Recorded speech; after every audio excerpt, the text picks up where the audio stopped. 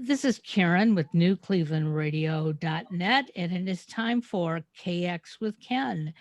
And we are now podcasting monthly, but I just want to remind you if you go to kx.guru, you can always see updates. Our buddy Ken, boy, your paintings and drawings, they are just uh, I don't know. I'm in awe. I And really, really am, and I'm hoping and I'm that. in shock because I didn't know I could paint. Well, I'm hoping your listeners will go to your website. Um, I also have on the YouTube channel a gallery of some of your pictures. I'm going to put up another one soon um, because I just think that when you choose to do something that um, maybe you've always wanted to do, it's never too late. And that's something Yeah, that you've proven. So thank you for that. you're welcome. So, what do you want to yak about today? All right. Well, today is, I've been increasingly more concerned as I watch the news, as I read the paper, as I surf the web, as the information that's coming to me is the proportion of bad news seems to be increasing. The amount of senseless shootings and violence is increasing. And so I did some research, and unfortunately, it's true in every major city in the United States. The, the the things that people are doing to one another, I don't ever remember that it was this bad. In New York City, there's now a thing called random punching. People just Wow. walk up and sock somebody and knock them down. Mostly it's vulnerable old people, it's seniors, it's women. There is a recent attack on Asians, just little old grandmas carrying their shopping bag on Mott Street. And some white guy or some black guy will come along and just sock them. Don't know them. It's Unbelievable. random. And random violence is always the scariest because it's not a personal vendetta. You don't have an issue with somebody. You're pissed off, somebody cut you off, somebody cursed you, somebody did something to you. This has nothing to do with any of that. It's just me getting out my vile temper on random people on subways are just sitting there reading the paper, being spit on, being Wow. kicked. I mean, it's like every day you read about crazy stuff. There's now a thing called a random scooter attack. People are ramming bicycle riders with scooters.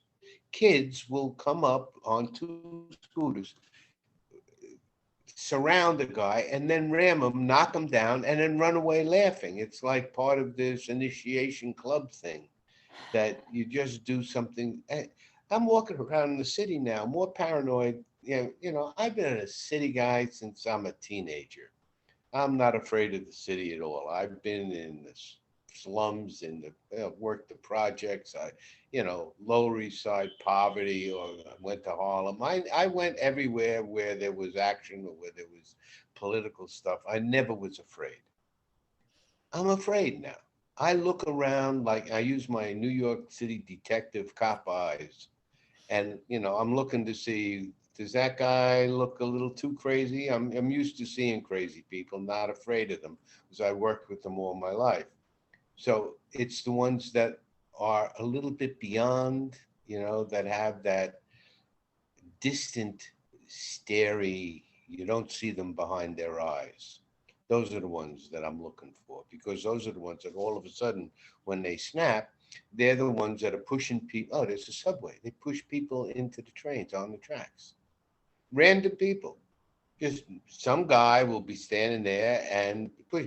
I don't let anybody behind me anymore. And I'm a big guy. I don't think I'm a target for that kind of stuff. Maybe I am now because I'm old and people can see me as old, and I'll be one of that. But I'm still a big, strong guy, so I'm not that afraid. But I'm thinking, boy, if I wasn't, what if I was, a 130-pound woman walking, and what chance do I have against one of these guys who makes a rush at me, gives me a shove, and throws me in the tracks in front of the train? I just keep seeing more and more unmedicated, out of their mind people on the street who are committing these random acts.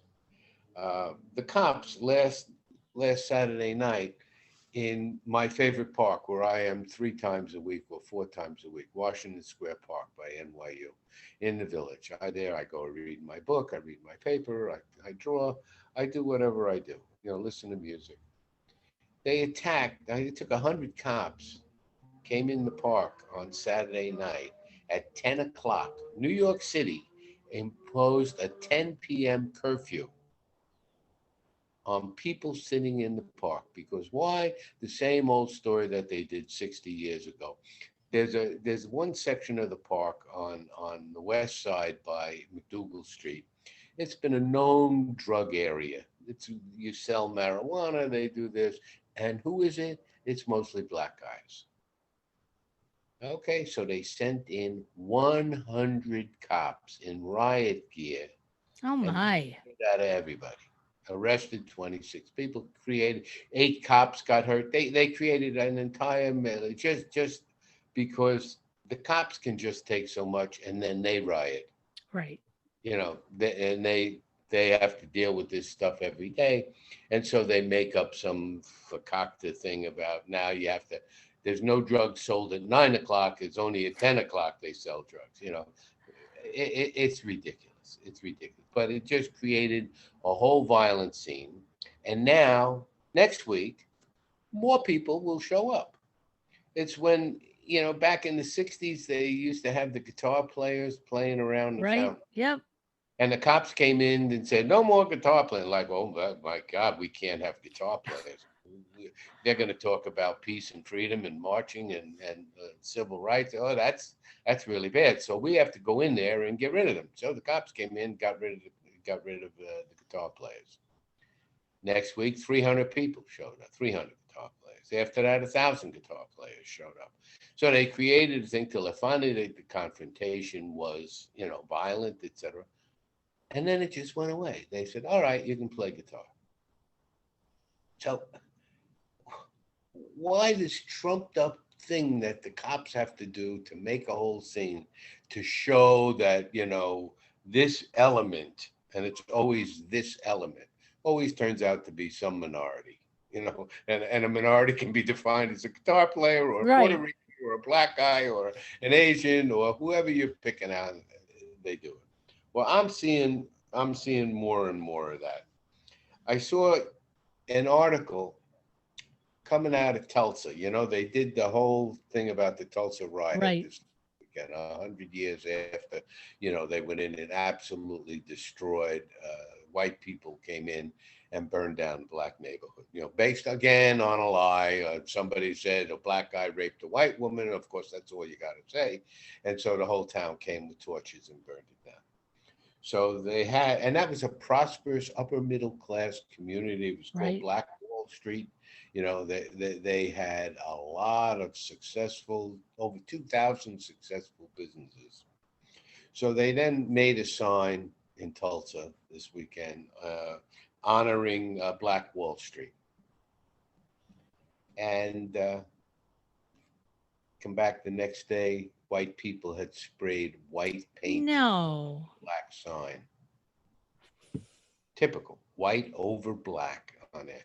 And so what they did is they left that and reproduced the Black Wall Street sign above it, just as this is now a monument of racism, what you see.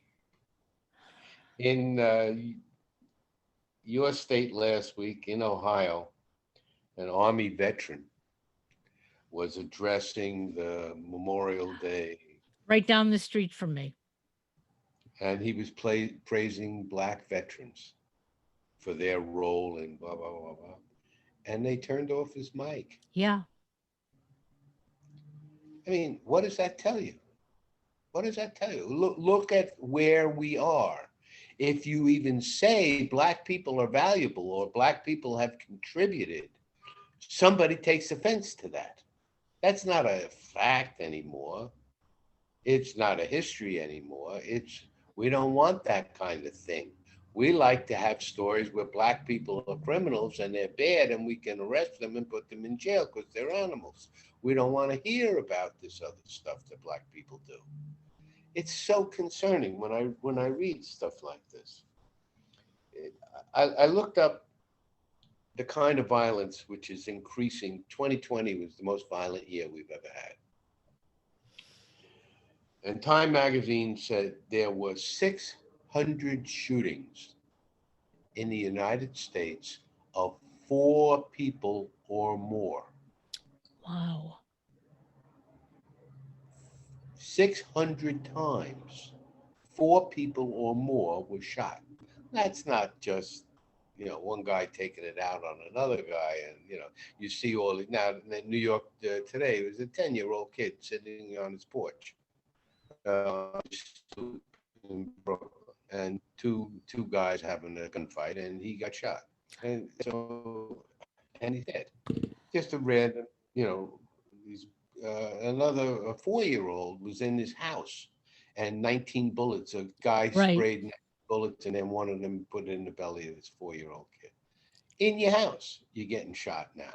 You don't have to go out on the street. George Floyd Plaza, which was erected last year after he was killed, came upon the 1-year anniversary. And now they have the pictures, they have a whole thing right in the square, renamed George Floyd Square. Well, did you know that Sunday morning, early in the morning, the Minneapolis police came by and took down the entire structure? It is now devoid. There's no recognition. It never happened. So they said, well, they put it in storage, police storage, but no warning, no nothing. Just show up, get rid of it. I mean, But it happened. We all saw it. Yeah, that Minneapolis is really got a problem. They really got a problem because the people in power are really, you can see, with them and the government and the police together, etc. Since George Floyd, there has been a 77% increase in violence in Minneapolis. That's statistics based on arrests, not just events. These are these are happenings. The NRA said in 2020 they saw more guns bought than in any previous year in American history. I wonder why. Which direction are we going? The bad guys are arming, and California last week in San Diego, a federal judge ruled that the law, a 30-year law of California banning assault rifles, was unconstitutional. So you're now allowed, I mean, they'll fight it, and I doubt it'll go to appeals, and I don't think it'll ever happen. But an idiot judge ruled that where's the common good? If the community's, what do you call a judge in the community? The ultimate source of protection, the one that says this is crazy and this is not, and this is the kind of society we want, and I'm going to rule in that way. He ruled that the gun manufacturer's law was violated, and they're allowed to make assault weapons for civilian use, not military. They weren't banning military assault rifles. They're banning civilian assault rifles. So how crazy are we? I mean, how nuts in the same week where the statistics come out, there's more guns bought and more violence everywhere. And now you say, all right, well, let's kill them all in one time. We'll Right. go out there and get. So the question is why? We know since 2016 there's an increase in hate and prejudice crimes everywhere. And we know who's behind that. You know, since Trump was elected, the country has had its underbelly come up in terms of open statements of prejudice. Right. Open people actually, you get this Marjorie Taylor crazy woman, uh, you know, she gets elected in Georgia, and she believes that the election was stolen from Donald Trump. And on her first day in the House of Representatives, she introduces a bill to impeach Biden because he stole Right. the election. So we now don't even represent or acknowledge a legal election anymore. I mean, you went from from Gore when he lost in 2000 by a minor vote, and it looked like they stole it in Florida with the chits and all that stuff. Even at the end, he said, "I lost," and the government has to continue, the country has to Right. continue, and he conceded, and said Bush won. This guy lost by 7 million votes, an electoral college pounding, and falsely claims the election was stolen, that they rigged it. So they have a whole recount in all the states, and the votes went even more Right. for Biden, right? So then they go to Washington. They send who there? They send the brilliant Rudy Giuliani. They send Giuliani to testify in Congress about the stolen election. And when they ask Rudy, well, what are your facts to back up your claim that it was stolen? He said, I don't have any. He admitted they don't have any. You think that would have ended it right there? That would have been the end of this craziness. No, that started Stop the Steal. So now there's this movement called Stop the Steal, which means, they stole it. They now, Donald Trump this week was saying he will be reinstated. Right. His delusional self. There's no such thing as reinstating him. He lost. They raised $300 million on Stop the Steal. The statistics I saw said over 70% of the Republican Party believe that Trump is the legitimate president. And of the total population, there's over 21% of the American population believes that Trump really won the election. Now that's dangerous. That's dangerous. It's dangerous because that's what happened in Germany. You had a 30% or 33% minority of armed vigilantes that did not believe in the government anymore.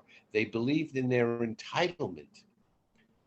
Look at what just happened in January 6th.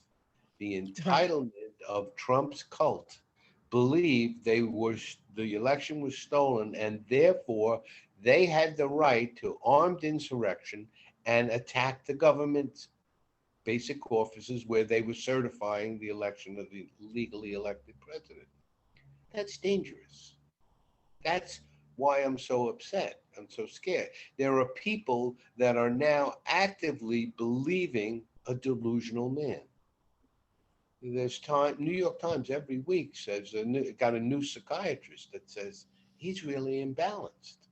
He actually believes the bottom of the barrel right wing conspirators, the influence that gets in his head, are all crazy fakakta stories. I mean, this QAnon, about Right. pedophiles and I mean, it's just you can't even make it up. It would if they made a movie, it would get panned because nobody would believe it's too fucking crazy. But he believes it, and therefore his followers believe it. There's no more fact checking. The fact is, you can call something that's a fact an alternate fact, as if there is such a word. They make up these concepts so that they don't have to believe anything in reality. If he said it, therefore it's true. If they're after him, then we have to be after those who are after him. And who happens to be after him? It's, legally elected Democrats. They're the problem. So since Trump has been in office, you see that the increase of white police crimes against minorities, uh, there's a greater divide in the country than I've ever seen before. Uh, his effect on the country itself has created a political climate where if you are not in line with Trump and you're a Republican, they go after you. Oh, right. And that's what they did in Germany. People started turning in people that were not for the Third Reich, where there was the old East German Stasi, where you turned in, there was neighborhood commanders and they kept control of the neighborhood and they identified suspected people. Right.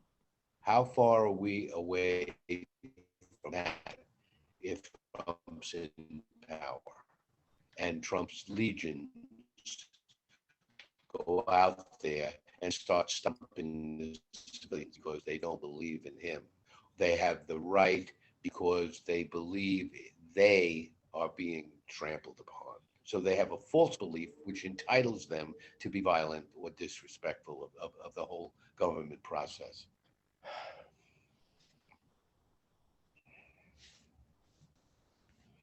Now, Trump said last week he expects to be reinstated this summer.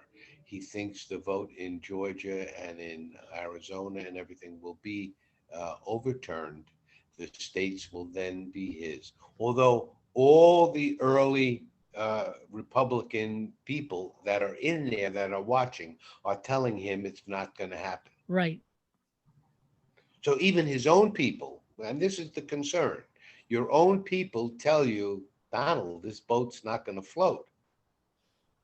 Yes, it will. And you are not a believer and you're not a real Republican. What does he call them? Republican rhinos. He calls them Republicans in name only. It's dangerous. Those are real Republican. He's the rhino. Right. He, Exactly. he said the other day when he went on, when he went to somewhere in North Carolina, made his first political speech, where he again said the election was stolen against him. And then he finally addressed the fact that he's being accused of destroying democracy because he's not respecting the rule of the law and the validity of the election. He said, I am not uh, bringing down the democracy, I am saving it. Now, you got a megalophiliac here. You got a megalocratiac. You got Yep. whatever it is. He's the savior. He's the savior. And what do saviors need? Followers. So he's walking around like he's Jesus. And he actually believes he can turn wine into water. I mean, this water into wine. Yeah. He can do it. I mean, he's got magical powers. He is beyond a human being to his followers now, and they're delusional. They believe that in a truth that's not true.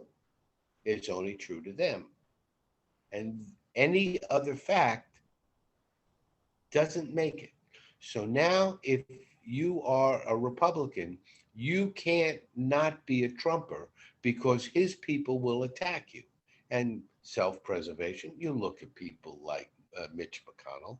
You look at people who could do something about it and try to save the party. No, they're afraid they will get attacked. He attacks everybody, everybody.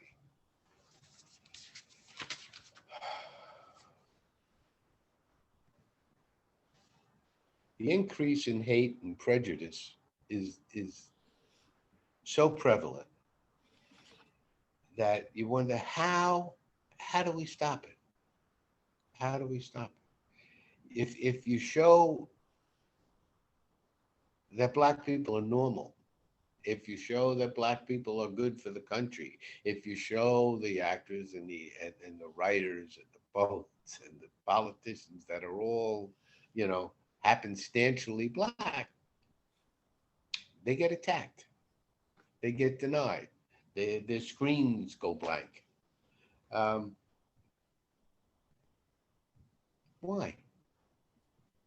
Why have we become so divided that we can't even talk to one another now? Try to have a conversation with someone who believes that the election was not true. They don't have a fact, but they get stronger in their argument as you try to talk to them. Now, Absolutely. Hmm. I have tried to talk to people reasonably, but when you have a faith belief and you don't have facts, the only thing you have on your side is emotion. And you can't have a logical, systemic, you know, prove your point.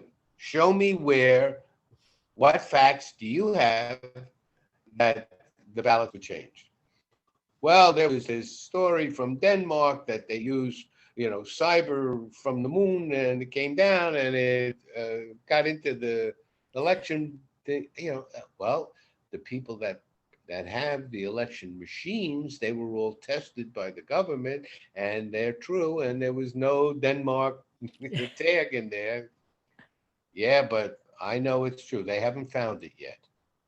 You know, it's like the guy that goes into the surgeon with his delusion that he's got a butterfly in his stomach. And he keeps telling the guy, I got a butterfly in my stomach, a butterfly, and driving everywhere. His family crazy, driving everywhere. So finally the doctor says, you know, this is unusual. But I'm gonna operate on this guy. And we'll we'll get rid of the butterfly.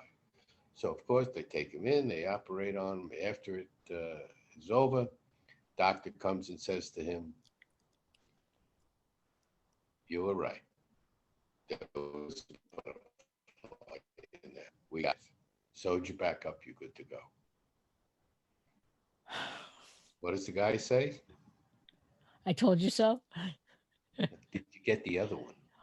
Oh my God.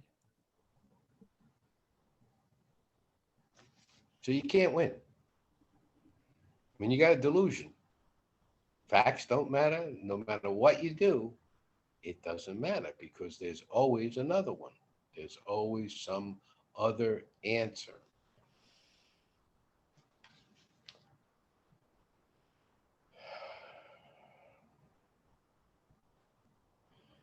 So we now have 19,000 people killed in 2020 by guns.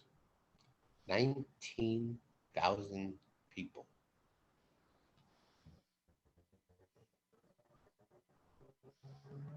What are we doing about that? How many major assaults have there been in schools, in workplaces, where you see this one crazy guy with an assault weapon kills all kinds of people before he kills himself? Right. You know, why don't these sons of bitches shoot themselves first, and then you know? Yeah. Be easier. So you have a climate of there's an underbelly of anger, of frustration. I mean, I used to feel it when Trump was in office. I had that feeling that I'm powerless, can't stop this crazy guy because he's embarrassing the country everywhere he goes. He makes these absolutely insane statements. You know, you can get rid of COVID by pouring bleach in your Yeah. in your lungs. We can get rid of these the big hurricanes because we can drop a nuclear bomb in the eye. You know, I mean, you know, on and on with insanity, insanity. And so I was so frustrated with We got an insane, crazy guy running the country, and we got armies of people following him. So I felt that. Now finally we get rid of the guy and you say, okay, that's finally over. You know, the Trump craziness. Let's begin. So we have a normal government that's functioning again. You know, we believe in the diplomatic corps. We're talking to people. We believe in peace treaties. We're back again. We're not delusional about the planet anymore. You know, we're starting to do all that kind of stuff. But there is Trump saying, the army of people are standing down now, and they're waiting for the right time. And what's the right time? I would think is after he loses or doesn't get nominated or gets indicted so he can't run, which I think is really going to be the savior, is that New York State will indict him on a felony, and that'll prevent him from running for office. But it won't stop them because there's Donald Trump Jr., or there's Ivanka, or there's some other maniac who Right. believes in these things. So that element of society, prejudicial, not informed, is there. And I think, unfortunately, they're going to gain in strength. I don't see them going away. So my mood is kind of sour in terms of my hope for that. We're going to stop the violence. We're going to stop the craziness. We're going to get back to the rule of law. The Republican Party has left the planet. They are certainly now a cult. And we know basically they don't like black people. They don't like immigrants. They don't like minorities. They want a white society.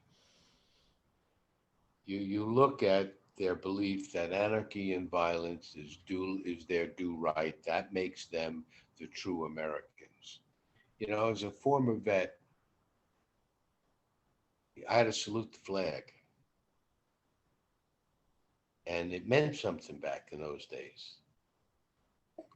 Now you see, the Trumpers have taken over the American flag. They have Trump hats with American flags. They have Trump shirts. They carry the American flag as if they represent freedom. They represent the Statue of Liberty now. That this is the country that welcomed immigrants. Send me your poor. Send me your. No more. Their America is only them. Right. Only them. They don't have a concept of everyone. And that is scary. That is scary because they are now trying to eradicate Black history. They don't want to teach sensitivity training. They don't want to do anything that increases knowledge that we're all equal, because to them, only they are equal. And they deserve all the benefits. Everybody else is a cheater or a liar. Typical what Trump said. You know, when Trump said they came after him for his taxes because he's a known tax cheat, he said the people that are coming after me are tax cheaters. That's why they know about it, because they cheat themselves. I mean, Wow. right? I mean, so in our factless society of cult delusional people who are now eradicating everywhere they can the rights of others, the attack on the voting. You know, if you lost the state, obviously it was because of those people. So let's stop those people from voting. This is your Republican Party today. That's what they're trying. Rather than saying, we got our asses kicked and we got to come up with a better platform because not Right. enough people voted for it. We lost by 7 million votes. So, we got to come up with a better platform. No, they don't say that. They say, well, we got to eliminate the people that voted against us. And that's their platform. That's what they do everywhere. So now you have they're rewriting laws in Georgia and in Florida and in Arizona and probably Pennsylvania. They're going to try and steal whatever they can while accusing everybody else of stealing it from them. So I'm not happy. I don't see a way. I wish I did. I wish I saw, well, education. The only real cure for prejudice is education. Makes do some role play. Have somebody walk in the other guy's shoes. Well, they can't. You can't do that. You can't make them read. You can't make them watch a program. If they have a film like the Underground Railroad that shows what it really was like, they try to ban it. They try to get it off TV. They try to get the sponsors of the program, uh, to not buy their product, to get the people to not buy the sponsor's product. I mean, rather than dealing with, oh my God, this is us. This is really our history. We have to be better. We have to change it. It's not the direction we're going. So that's why I'm concerned. That's why I'm scared. And that's why I'm not so happy today. So that's it. I put it out there. Well, I'm glad that you did because I think these are things that a lot of us have been thinking. Um, Somebody put out on Facebook a couple weeks ago um, that they don't hear us complaining, and when they say us, they're talking about the Democrats. They don't hear us complaining like we did when Trump was in office. And I took a day or two before I responded to that. And I said, there's nothing to complain about. Biden is trying to do what he can to clean up the messes, but Right. it's up to us to get involved. And I agree with you that our world has become even scarier than the pandemic. When you hear that a mother is driving her child to school and a stray bullet goes through the car and kills the child in the back seat. Then you start to wonder, you know, do I keep my kids home and homeschool them? Why am I going out? Um, I heard recently that there was somebody in the supermarket where I shop, and she was attacked not by black kids like everybody would think. Okay. They were two white suburban boys. And when they were asked why they attacked her, their comment was because they could. How sad is that in bringing Right. up our youth of today? Right. So I'm hoping that the people who listen to this, are going to, number one, be more careful where they go. Like Right. you said, you're looking around, making sure that you're safe. And I think the activity part is you have to speak out against prejudice when and where you see it. Wherever you see it, Right. you have Right. to confront it. You have to be able to talk to those people in the supermarket, on the bus, on the street when you hear it, and do that. And I accosted a woman who was yelling at a poor black guy on the street. It was in the city last week, and she was accosting this guy and telling him, "Get up and get a job," and I just said, walk away. Walk away. He's not your problem. Walk away. She looked at me like, huh, huh, whitey, liberal, you probably another dirty Democrat. But it isn't our place to make assumptions. And too many of us do that. We look at somebody and we assume because of where they're living, they don't have any money, or where they're living, they must be wealthy. There are other circumstances that come into play. It's not for us to judge. And I'm grateful to two wonderful parents who taught me that right from the beginning, that don't make assumptions. If you want to know something, ask questions, you know, and get the facts. Yeah. So thank you very much for All right. getting this off your chest, and we'll talk again in July. Have a great Okay. day. You Bye too. bye now.